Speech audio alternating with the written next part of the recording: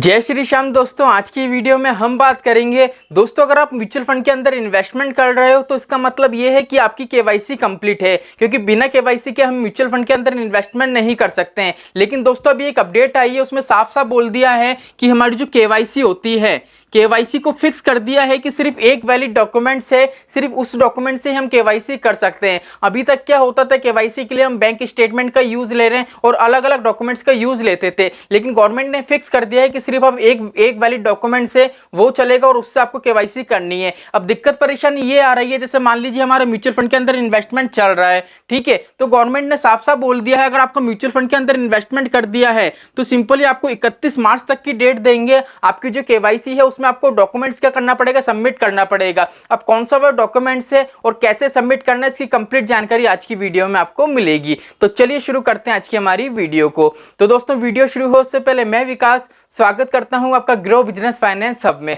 दोस्तों आपने अभी तक चैनल को सब्सक्राइब नहीं करा हो तो चैनल को सब्सक्राइब कर लीजिए, क्योंकि म्यूचुअल फंड से रिलेटेड हर वीडियो आपको इस चैनल पे मिलते रहते हैं। तो चलिए शुरू करते हैं आज की हमारी वीडियो को। तो सिंपली दोस्तों यहाँ पे हम बात करेंगे केवाईसी की। देखो क्या होता है दोस्तों, म्यूचुअल फंड के अंदर जब भी हम इन्वेस्टमेंट करते हैं, जब भी हम डीमेट अकाउंट ओपन करते हैं तो क्या होता है, स्टार्टिंग में हमसे केवाईसी करी जाती है। अब क्या होता है, कुछ ऐसे मेंबर्स होते हैं, कुछ ऐसे इन्वेस्टर होते हैं जो केवाईसी करते हैं बैंक स्टेटमेंट से। अब लेकिन क्या होता है दोस्तों, जो बैंक स्टेटमेंट होता है ना, उसमें हमारी कंप्लीट डिटेल नहीं होती है, ना तो उसमें हमारा एड्रेस होता है, कंप्लीट डिटेल नहीं होती है। उसमें क्या होता है, 50% डिटेल बैंक की होती है, 50% डिटेल हमारी होती है।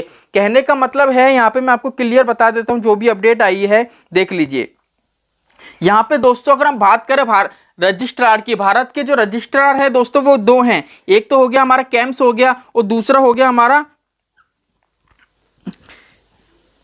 कैफिनटेक, ठीक है। ये दो हमारे क्या हैं, रजिस्ट्रार हैं। अब इनके पास जितना भी डेटा आया है उस हिसाब से इनने ये बोला है कि म्यूचुअल फंड के अंदर जितने भी इन्वेस्टर हैं उनकी जो केवाईसी है वो प्रॉपर तरीके से कंप्लीट नहीं है। मोस्टली क्या होता है, आपने ये चीज देखा होगा, आप मेरे कोई से भी वीडियो में कमेंट्स देखना ये होगा कि सर हमारा म्यूचुअल फंड का पैसा विड्रॉ कर लिया लेकिन पैसा हमारे बैंक अकाउंट में नहीं आ पा रहा है, ठीक है, काफी ज्यादा ट्रांजेक्शन को लेकर दिक्कत आती है। तो इसलिए क्या कर दिया है, इनने सीधे सीधे ये बोला है कि एक फिक्स डॉक्यूमेंट्स है, इससे हमको केवाईसी करने पड़ेगी। देखो हमारे डॉक्यूमेंट्स तीन टाइप के आते हैं, एक होता है केंद्र सरकार के डॉक्यूमेंट्स, दूसरा होता है राज्य सरकार के डॉक्यूमेंट्स और तीसरा होता है भारत सरकार के डॉक्यूमेंट्स। तो यहाँ पे सिंपल सा बोल दिया है कि जो भारत सरकार के डॉक्यूमेंट हैं सिर्फ वही वैलिड होंगे और उसी से आप क्या कर सकते हो, आपकी केवाईसी को कंप्लीट कर सकते हो, बिल्कुल आसान भाषा में समझे तो, ठीक है। अब यहाँ पे मैं आपको बता दूं, जो हमारा बैंक स्टेटमेंट होता है, बैंक स्टेटमेंट अब नहीं चलेगा, क्योंकि बैंक स्टेटमेंट क्या होता है, ये अलग अलग होता है, अलग अलग ब्रांच वाइज होता है और अलग अलग स्टेट वाइज होता है।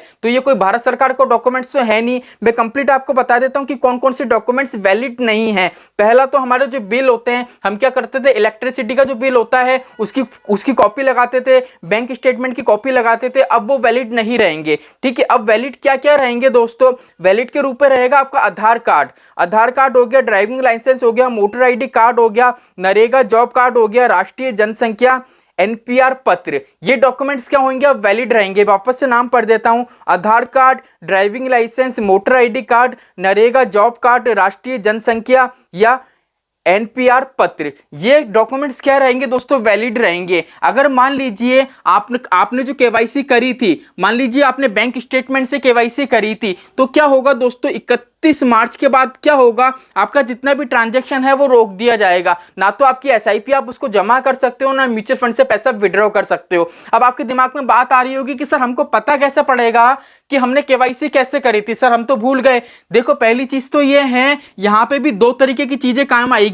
म्यूचुअल फंड के अंदर जब भी हम इन्वेस्टमेंट करते हैं तो दो तरीके के प्लान होते हैं, एक होता है डायरेक्ट, दूसरा होता है रेगुलर, ठीक है। तो मोस्टली 99% जितने भी डायरेक्ट प्लान हैं उनको दिक्कत परेशानी नहीं है। क्यों दिक्कत परेशानी नहीं है, क्योंकि क्या होता है, जब भी डायरेक्ट प्लान वाले केवाईसी करते हैं तो केवाईसी जैसे करते हैं, बैंक स्टेटमेंट तो मांगते हैं, लेकिन क्या होता है वो हमको ई साइन करने के लिए कहां लेके जाता है, आधार कार्ड वाले पेज पे लेके जाता है। हमने आधार कार्ड में जो मोबाइल नंबर अपडेट कर रखा है वहां पे ओटीपी आता है और ऑनलाइन क्या होता है, हमारा आधार कार्ड है वो वेरीफाई होता है। तो कहीं ना कहीं दोस्तों जो डायरेक्ट इन्वेस्टमेंट वाले जितने भी डायरेक्ट इन्वेस्टमेंट कर रहे हैं उनकी केवाईसी कंप्लीट है, आधार कार्ड उसी टाइम पे हो जाता है, ठीक है। यहां पे दिक्कत परेशानी है रेगुलर वालों को।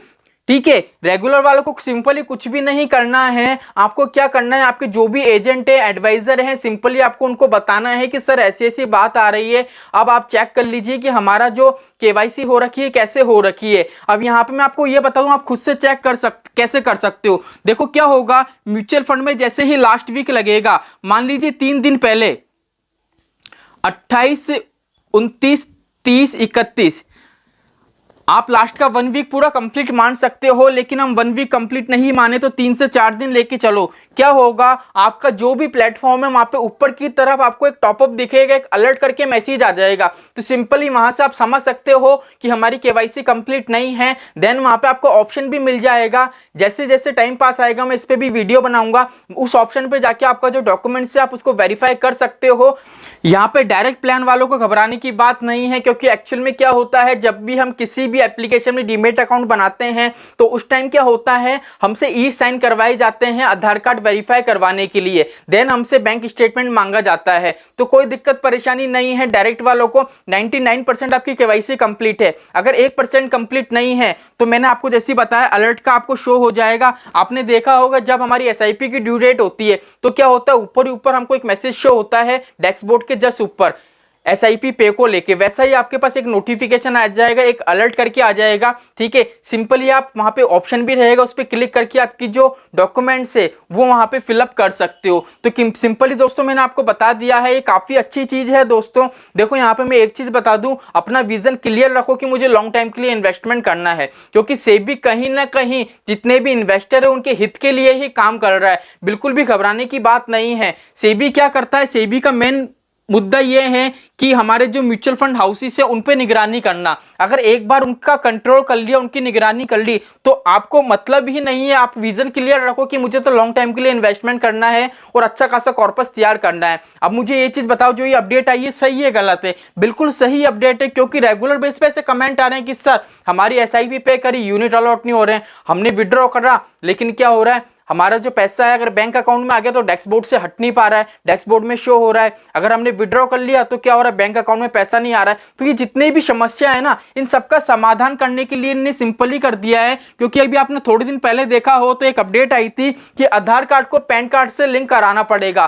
क्या है दोस्तों, आधार कार्ड को पैन कार्ड से लिंक क्यों कराना पड़ेगा? क्योंकि नॉर्मल सी बात है, हमारा जो पैन कार्ड है वो हर जगह वैलिड है। अब आधार कार्ड, पैन कार्ड दोस्तों, ये दोनों ही हमारे जो डॉक्यूमेंट्स हैं बहुत बड़े डॉक्यूमेंट्स है। क्योंकि क्या होगा, जो पैन कार्ड है, पैन कार्ड, एक पैन कार्ड से मान लीजिए आप किसी बैंक में जाओगे ना अकाउंट खुलवाने के लिए, जब मान लीजिए आप आईटीआर फिल कर दो तो आपकी जितनी भी डिटेल आपने कौन कौन सा लोन ले रखा है, कौन सा लोन आपने टाइम पे नहीं कर रखा है, जितनी भी XYZ डिटेल है उस कार्ड में आ जाती है। इसलिए क्या है, आधार कार्ड पैन कार्ड को लिंक करवाया था। और अब जितनी भी SIP कर रहे हैं, जितना भी म्यूचुअल फंड के अंदर इन्वेस्टमेंट कर रहे हैं, उनसे क्या करा जा रहा है, आधार कार्ड लिंक करवाया जा रहा है KYC के रूप में, जिससे क्या रहा है, फ्यूचर को लेकर आपको सेफ्टी मिल सके, कोई इसमें दिक्कत परेशानी नहीं है। तो चलिए दोस्तों, आज के लिए इतना ही, मिलते हैं हमारी नेक्स्ट वीडियो में। जय श्री श्याम दोस्तों, जय श्री राधे।